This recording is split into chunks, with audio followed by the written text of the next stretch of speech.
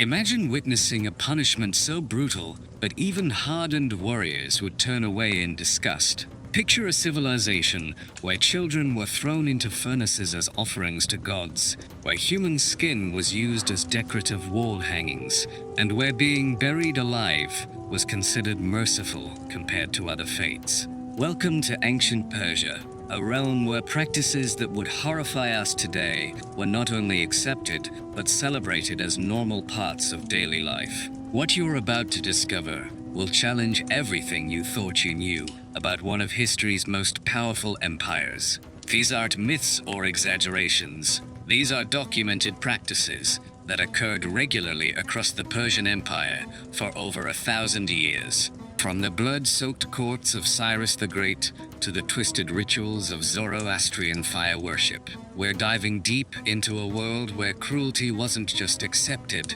it was required. But here's the most disturbing part. These weren't the actions of madmen or tyrants. These were rational, calculated practices performed by ordinary people who saw nothing wrong with what they were doing. They had reasons, justifications, and even religious backing for acts that would land someone in prison for life today. To understand how these horrific practices became normalized, we need to step into the mindset of ancient Persia. This wasn't a civilization built on compassion or individual rights.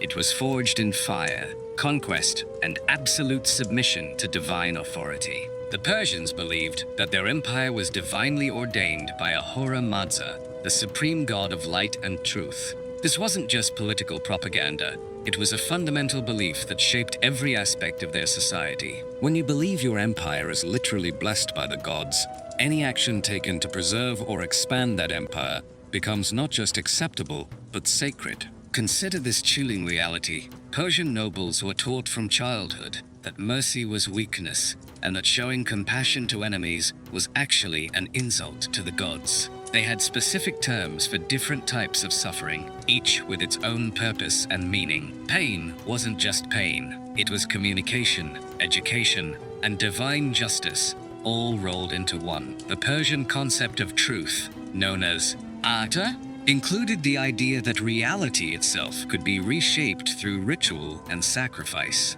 This meant that what we would call torture, they saw as a form of cosmic maintenance, literally keeping the universe in proper order through controlled application of suffering. Now we come to perhaps the most disturbing execution method in human history, scaphism, also known as the boots. This wasn't a quick death, or even a painful death. This was a deliberate, calculated process of keeping someone alive while they slowly rotted away, conscious and aware, for weeks. The process began with 2 boats, or hollow logs, carved to fit together like a coffin, with holes cut out for the victim's head, hands, and feet. The condemned person would be stripped naked and placed in the first boat, then the second would be placed on top, creating a perfect prison that exposed only the extremities.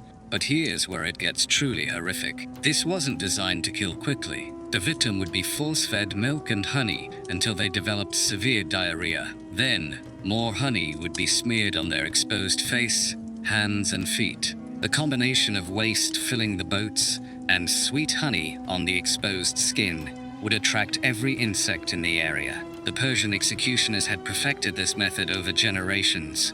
They knew exactly how much food to give to keep the victim alive, but ensure maximum suffering. They understood that the honey would attract not just flies, but wasps, beetles, and other biting insects. They had calculated that it would take anywhere from 17 to 30 days for the victim to finally die. During this time, the person would remain conscious for most of the ordeal. They would feel every bite, every sting, every moment, as insects burrowed into their flesh and laid eggs. They would experience their own body decomposing around them while they were still alive to feel it. The smell alone would attract more insects and animals. Persian records describe crowds gathering to watch these executions like entertainment. Children would be brought to observe as part of their education. The screaming, they believed, served as a warning to others and pleased their gods by demonstrating the price of defying divine order. What makes this even more chilling is that scaphism wasn't reserved for the worst criminals. It was used for political prisoners, religious dissidents, and anyone who challenged Persian authority. The message was clear: defy the empire, and you don't just die, you suffer beyond human comprehension while everyone watches. While the Vikings are often credited with the blood eagle, historical evidence suggests that Persians were practicing similar ritualistic tortures centuries earlier, with their own unique and equally horrifying variations. The Persian version involved carving the ribs away from the spine while the victim was still alive, then pulling the lungs out through the back to create the appearance of wings. But the Persians added their own touches that made it even more barbaric than the Viking version. First, they would perform the procedure slowly over several hours, keeping the victim conscious through careful application of stimulants and pain management techniques. Yes, you heard that correctly. They had developed methods to prevent the victim from passing out from pain, ensuring they experienced every moment of the ordeal. Second, they would perform this torture in front of the victim's family members, who were forced to watch every detail. The psychological torture was considered just as important as the physical torture. Breaking the spirit of entire bloodlines was seen as more effective than simply eliminating individuals. Third, and perhaps most disturbing, they would sometimes keep the victim alive for several minutes after the lungs were exposed, forcing them to experience their own breathing becoming impossible while they remained conscious. Persian texts describe this as teaching the victim the value of breath, a twisted form of philosophical lesson delivered through unimaginable agony. The blood eagle wasn't just an execution method in Persian culture. It was a religious ritual dedicated to Ahriman, the destructive spirit in Zoroastrian mythology. Priests would perform specific chants during the procedure, believing that the victim's suffering would power protective spells for the empire.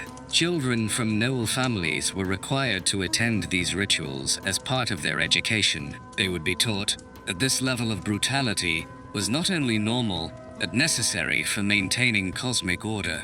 Imagine growing up in a world where watching someone's lungs be ripped from their living body was considered as normal as attending school. The most documented case involved a rebel leader named Artaxerxes the Younger, who led an uprising against Darius II.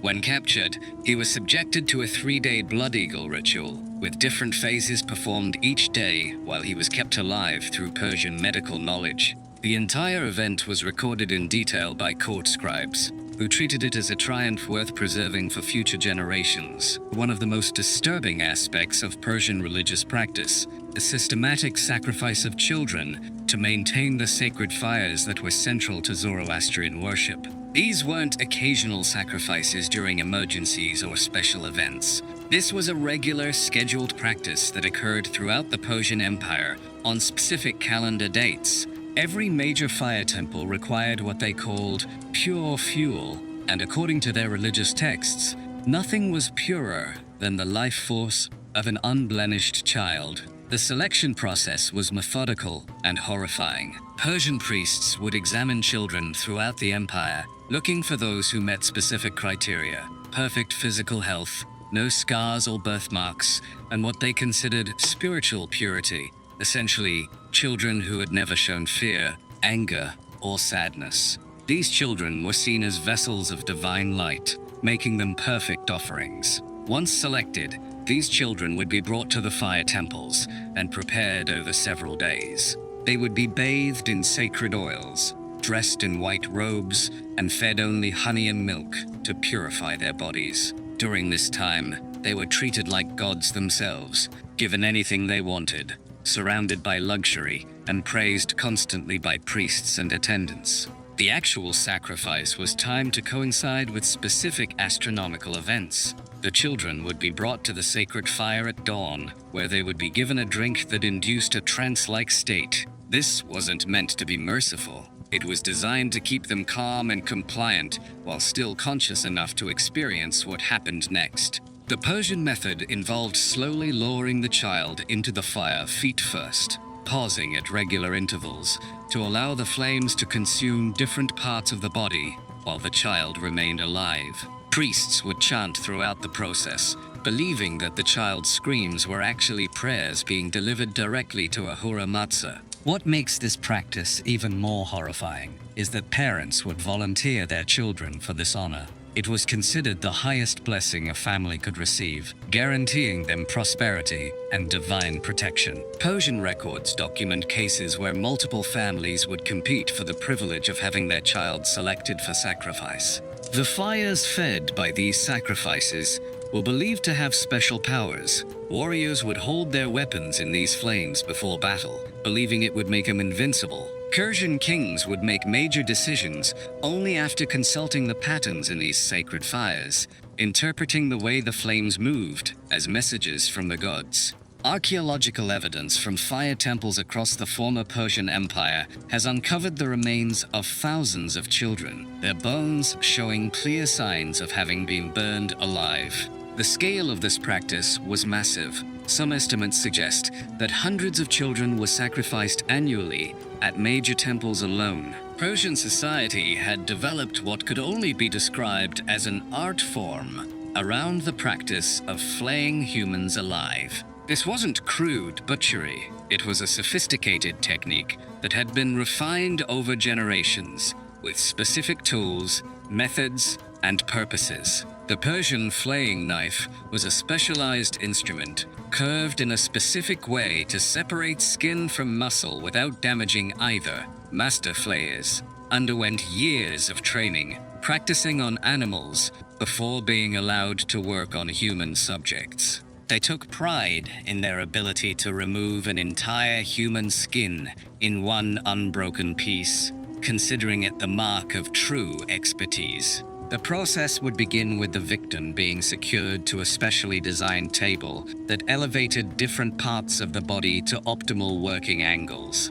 The flayer would start at the extremities, fingers, toes, ears, slowly working their way toward the torso. The goal was to keep the victim alive and conscious for as long as possible during the procedure. Persian medical knowledge was advanced enough that they could control bleeding and prevent shock to extend the victim's life during flaying. They used specific herbs and techniques to keep the person awake and aware, believing that consciousness during the process was essential for both punishment and religious purposes. But here's what makes this practice truly disturbing. The flayed skin wasn't waste material. It was carefully preserved and used for various purposes throughout Persian society. High-quality human leather was considered more valuable than the finest animal hides, and skilled craftsmen would turn it into luxury goods for the nobility. Persian nobles would commission items made from the skin of their enemies,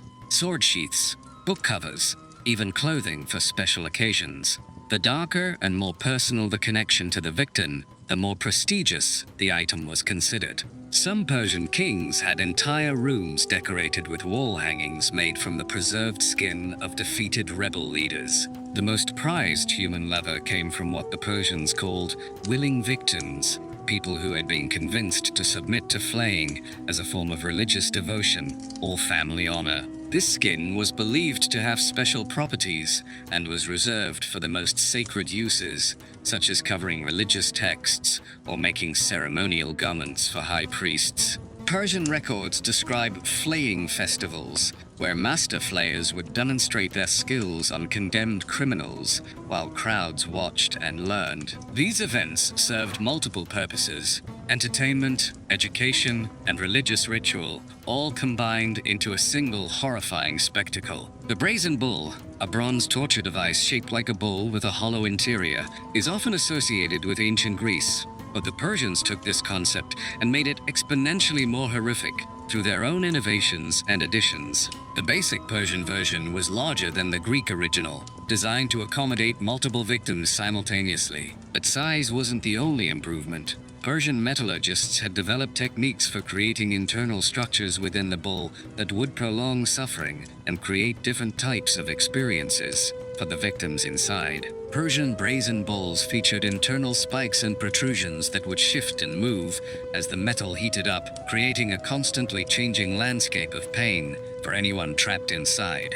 The heating process was carefully controlled by trained operators who understood exactly how to maintain specific temperatures for maximum effect. But the Persians' most disturbing innovation was what they called CPAC, the voice of the bull. They had designed internal chambers and tubes that would amplify and distort the screams of victims, making them sound like the bellowing of an actual bull. This served both practical and psychological purposes. It provided entertainment for spectators, while also creating an additional layer of dehumanization for the victims. Persian engineers had calculated the optimal heating rate to ensure victims would remain conscious for as long as possible. They had developed techniques for introducing controlled amounts of oxygen to prevent suffocation while maintaining lethal temperatures. The goal wasn't quick death, it was extended suffering. The preparation ritual for the brazen bull was as horrifying as the execution itself. Victims would be forced to crawl into the bull through a small opening, which would then be sealed shut. Before the heating began, they would be left in complete darkness inside the cramped space, sometimes for hours, allowing terror and claustrophobia to build. Persian priests would perform specific rituals around the bull during executions, believing that the combination of fire, bronze, and human suffering created a perfect offering to their gods. The bull would be positioned in temple courtyards, where the sounds could be heard throughout the surrounding area, serving as both religious ceremony and public warning. What makes the Persian use of the brazen bull even more disturbing is that they developed different variations for different types of victims. There were smaller bulls for children, bulls with internal partitions for executing multiple family members simultaneously, and special ceremonial bulls used only for religious festivals. The most horrific variation was the judgment bull, which featured internal mechanisms that would determine the victim's fate based on their behavior inside the device. If they remained silent, they would be slowly roasted to death. If they screamed, additional heating elements would activate, making their death even more agonizing. This created a psychological torture where victims were forced to choose between different forms of unimaginable suffering. Persian records describe contests where master bull operators would compete to see who could keep victims alive the longest inside the heated bronze. These weren't informal competitions, they were official events, sponsored by religious authorities and attended by Persian nobility as entertainment. The Persians didn't just execute individuals, they created forests of suffering that could be seen from miles away. Persian mass crucifixions weren't the relatively quick Roman version. These were engineered to maximize both suffering and visual impact, creating what they called gardens of justice that would remain visible for months as warnings to potential rebels. The Persian crucifixion cross was designed with specific angles and proportions that would prevent victims from dying quickly from asphyxiation. They had calculated the exact positioning needed to keep someone alive for weeks while being slowly consumed by exposure, thirst, and scavenging animals. But crucifixion was only one element in these forests of horror. Persian engineers would alternate between different execution methods to create varied landscapes of suffering. Impalement stakes of different heights and angles.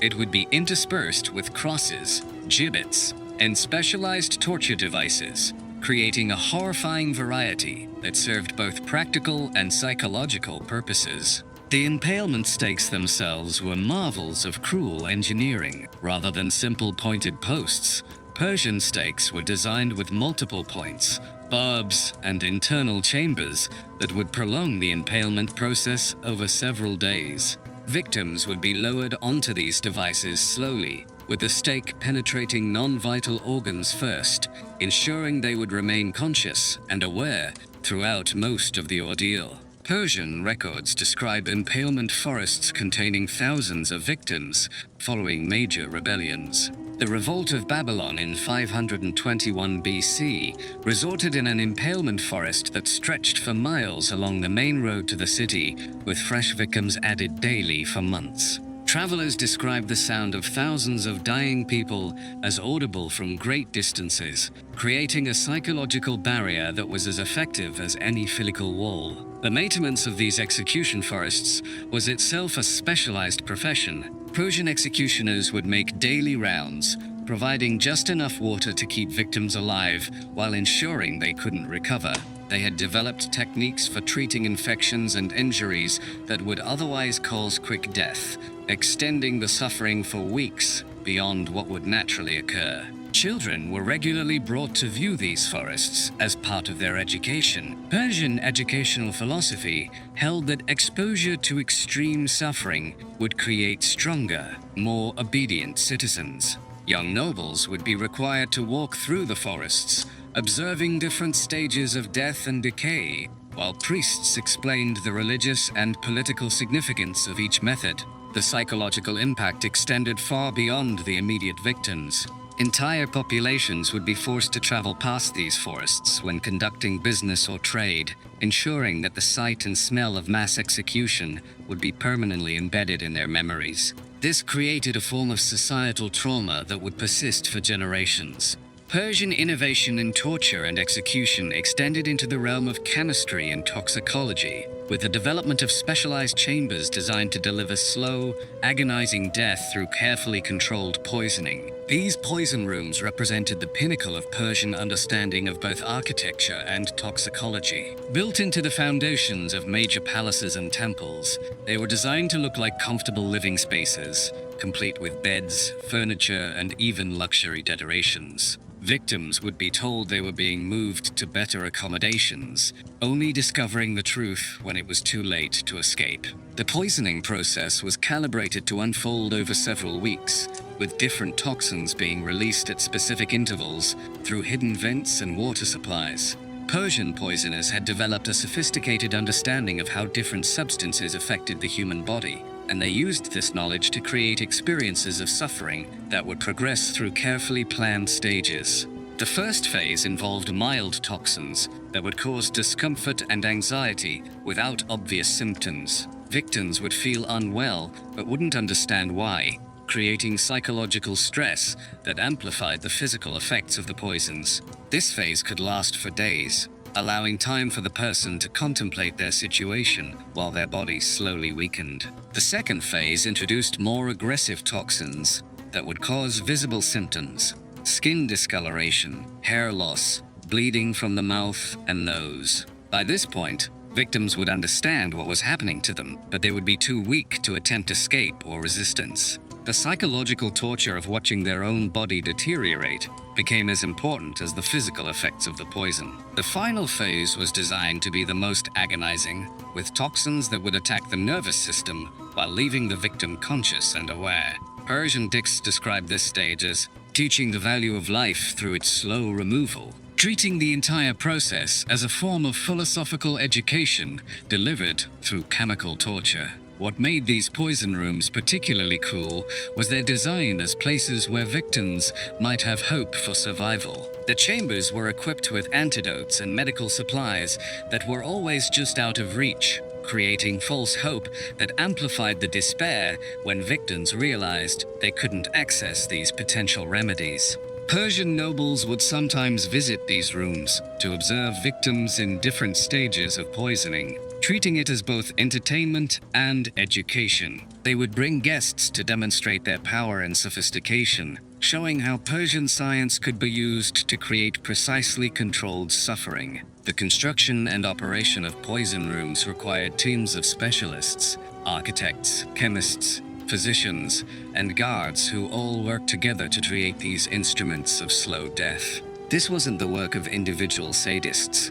It was an institutionalized system that involved entire professions dedicated to perfecting methods of extended torture. Persian family destruction protocols weren't about simply killing multiple people. They were about creating traumatic experiences so severe that they would psychologically damage bloodlines for generations to come. These practices were based on Persian understanding of how trauma could be transmitted from parents to children, and they deliberately exploited this knowledge to create lasting damage. The process would begin with the capture of entire extended families, not just parents and children, but grandparents, cousins, servants, and anyone connected to the targeted bloodline. These people would be held in special facilities designed to maximize psychological pressure while preparing them for their eventual fates. The first phase involved separation and isolation, where family members would be kept apart while being told about terrible things that were supposedly happening to their loved ones. Persian interrogators had developed sophisticated psychological techniques for creating false memories and trauma responses, even in people who hadn't yet experienced direct physical torture. The second phase was what Persians called the teaching of loss. Family members would be brought together and forced to watch as their loved ones were tortured and killed using the most brutal methods available. But the selection of who died first and how they died was carefully calculated to maximize psychological damage to the survivors. Children would be forced to watch their parents being flayed alive. Parents would watch their children being fed to animals. Grandparents would be made to participate in the torture of their grandchildren. The Persians had studied human psychology enough to understand exactly which combinations of family trauma would create the most lasting damage. The final phase was the most cruel of all. Selected family members would be kept alive and released back into society, carrying with them the traumatic memories of everything they had witnessed and experienced. These survivors would be broken psychologically, unable to function normally, and would inevitably transmit their trauma to any children they might later have. Persian records describe this practice being used not just on enemy families, but on Persian nobles who had fallen from favor. The empire's own citizens lived in constant fear that their entire bloodline could be subject to this systematic destruction if they displeased the wrong people. The long-term effects of these practices extended far beyond the immediate victims. Entire regions would be populated by traumatized survivors and their descendants, creating societies that were easier to control because they had been systematically broken on a psychological level. This wasn't just conquest, it was deliberate social engineering through applied trauma. The Persian Empire's family destruction protocols represent perhaps the most sophisticated and systematic approach to psychological warfare ever developed in the ancient world. They understood that breaking spirits was more effective than breaking bodies, and they had developed methods for doing both simultaneously with scientific precision. These weren't the isolated actions of madmen or the desperate measures of a civilization under threat. These were everyday practices, performed by ordinary people who saw nothing wrong with what they were doing. They had religious justifications, legal frameworks, and social support systems that made extreme brutality not just acceptable, but required. The Persian Empire lasted for over 1,000 years, and throughout that entire period, these practices continued and evolved. Generations of Persian children grew up thinking that watching people being flayed alive was normal. Thousands of Persian craftsmen made comfortable livings, turning human skin into luxury goods.